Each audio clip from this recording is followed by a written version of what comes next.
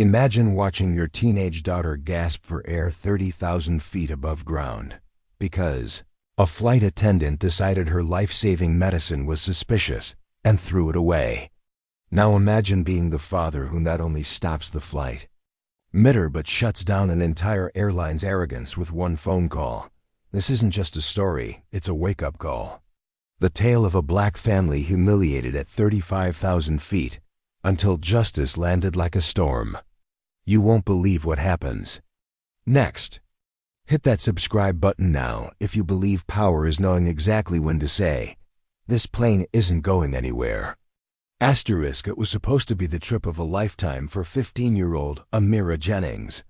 The shy, sweet black teen from Atlanta was headed to Los Angeles for a national science fair, where her invention, a solar-powered water purifier, was one of the top entries. Clutching her little white carry-on and her custom backpack filled with science notes and a neatly labeled medication pouch, Amira boarded Flight 873, eyes wide with excitement. Her father, Colonel David Jennings, a decorated Air Force veteran with 2 decades of global flight command experience and now head of a major private aviation regulatory agency, had driven her to the airport himself. He reminded her of her emergency inhaler, the EpiPen for her nut allergy, and her prescribed beta blockers for her rare genetic arrhythmia. "If anyone asks," he told her, "those are your lifelines. Don't let anyone touch them." Amira smiled, hugged him tightly, and stepped onto the plane with dreams bigger than the clouds above. But dreams have a way of being interrupted, especially when people in power don't see value in the lives they're supposed to protect. Midway through boarding, Amira was approached by a blonde-haired flight attendant named Trish. Her lips were tight, eyes scanning Amira's seat like she was looking for a smuggler. "What's this?" Trish asked, holding up the clear plastic pouch from Amira's bag that contained 3 labeled medications. Amira, nervous but polite, said, "My prescriptions, my heart meds, and my emergency stuff like my EpiPen." Trish squinted, shook the pouch, and said with a sarcastic grin, "You sure you're not trying to sneak something else? These look like unverified substances. So's it approve liquids like this."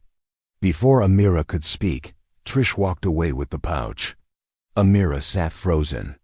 10 minutes later, as the doors closed and the engines hummed, Trish returned empty-handed. "It's been disposed of. Next time, have your parents fill out proper medical forms if you want to bring special needs stuff on board." Amira's throat dried. "That was my heart medicine," she whispered. "I need that if my heart rate spikes." "Please," but Trish shrugged and snapped, "You're fine. Stop being dramatic," and walked off. 37 minutes into the flight, over Oklahoma airspace, the cabin lights dimmed. Amira tried breathing slowly. Her chest was tightening. She reached for her water. Her pulse was rising. Her throat began to close in. Panic surged. A sharp pain twisted near her ribs. Her heart was racing past 130 BPM. She hit the call button. No one came. By the time Trish showed up, Amira was gasping, hands shaking, and struggling to sit upright. "I can't breathe. My medicine," she whispered. Trish rolled her eyes. "Oh, please. Just calm down. We'll be landing in a couple hours. You're just anxious."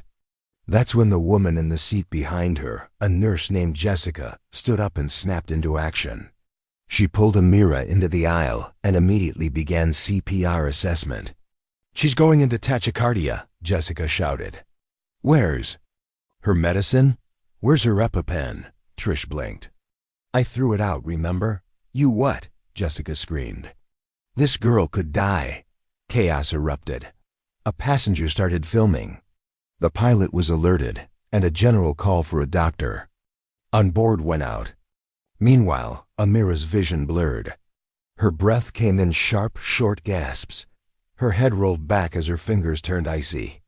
"We need to land, emergency landing. Now," the nurse shouted. But the crew hesitated. They didn't want to delay their schedule. "We're too far from a major airport," Trish muttered. Another attendant whispered, "Don't make this a race thing. Just calm the passengers." But this wasn't a race thing. This was a life thing. And soon, the nurse got a hand on Amira's emergency contact, Colonel David Jennings. She dialed from a passenger's phone with a satellite signal. "This is Nurse Jessica Daniels. I'm with your daughter Amira. She's going into cardiac distress. We need to land." There was silence. Then, "Who removed her meds?" the colonel asked coldly. Jessica said, "A flight attendant." Said they were suspicious. "What's your flight number?" he asked. "Flight 873, en route to LA." She didn't know that within the next 15 minutes, the sky would shake not from turbulence, but from wrath. Back in Washington, D.C., Colonel Jennings, now Director of Federal Aviation Medical Compliance, marched into the command center of the National Flight Operations Grid with ice in his voice. "Ground 873, he barked. Now, his clearance, military, civilian, and intelligence-based, was among the top 20 in the country. He authorized a red flag on the flight. Path triggered an aviation code rarely used, executive medical override. Within minutes, FAA operatives rerouted the flight to the nearest secure landing location in Tulsa, Oklahoma. The pilot, stunned and radioing in, received an encrypted message. "This is a federal medical order. Divert or risk revocation of license." As the plane touched down, paramedics stormed the runway. Amira was lifted out, barely conscious but alive. Jessica stayed by her side, shaking with anger. Trish was still arguing, still trying to explain that she thought it was protocol, but it was too late. Because standing on the tarmac, next to the waiting ambulance, was Colonel David Jennings, his uniform crisp, his presence commanding. Trish stepped off the plane and froze. "Sir, He didn't say a word to her. He walked straight to his daughter, kissed her forehead gently, and turned to the airline executives now arriving in panic. "Who is the supervisor on duty?" One raised his hand. "I want every second of that footage, every policy violated. Every person who stood by while a child almost died because her blackness made her health seem suspicious. This plane doesn't fly again until this is investigated at the federal level." Within hours, FAA issued a statement. Flight 873 was grounded indefinitely. Trish was suspended. The airline released a vague apology, but David Jennings was not finished. He held a press conference the next day. Calm, powerful, and precise. "This is not about one child or one bad flight. This is about institutional bias, unchecked power, and what happens when life-saving decisions are made by those trained to judge instead of serve." The story went viral overnight. #Flight 873 trended globally. News anchors, celebrities, and health advocates joined the outrage. Advocacy groups launched campaigns. Medications are not suspicious. Parents of kids with allergies and chronic illnesses told their own stories. Airline stock plummeted. Their CEO was forced to issue a televised apology, but David wasn't there for optics. He sued. He sued for racial discrimination, medical negligence, and emotional trauma. The suit reached $125 million. But David didn't take a dime.